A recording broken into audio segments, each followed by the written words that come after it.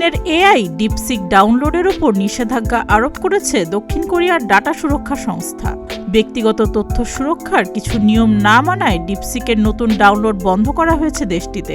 জানা গেছে, দক্ষিণ কোরিয়ার গোপনীয়তা আইন অনুযায়ী প্রয়োজনীয় সংশোধন করার পর দেশটিতে ডিপসিক আবার চালু করা হবে। দক্ষিণ কোরিয়ায় ডিপসিকের ডাউনলোডের ওপর নিষেধাজ্ঞা থাকলেও যারা ইতোমধ্যে অ্যাপটি তাদের ফোনে ডাউনলোড করেছেন তারা এর ব্যবহার চালিয়ে যেতে পারবেন। এছাড়া ডিপসিকের ওয়েবসাইট থেকেও এটি ব্যবহার করা যাবে। শনিবার সন্ধ্যা থেকে ডিপসিক অ্যাপটি দক্ষিণ কোরিয়ার অ্যাপল অ্যাপ স্টোর এবং গুগল প্লে স্টোরে আর পাওয়া যাচ্ছে না। এছাড়া দেশটির কর্মীদের অফিসের ডিভাইসে ডাউনলোড নিষিদ্ধ করেছে দক্ষিণ কোরিয়ার বেশ কয়েকটি সরকারি সংস্থা।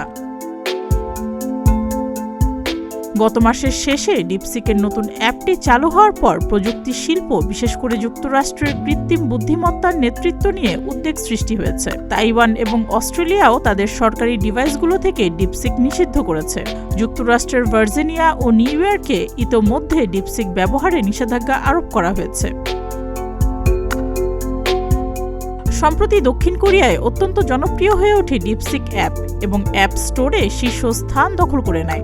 গত সপ্তাহে 1 মিলিয়নেরও বেশি মানুষ এই অ্যাপ ব্যবহার করা শুরু করে। তবে গোপনীয়তা এবং জাতীয় নিরাপত্তার ইস্যুতে বিভিন্ন দেশে ডিপসিক নিয়ে উদ্বেগ সৃষ্টি হয়।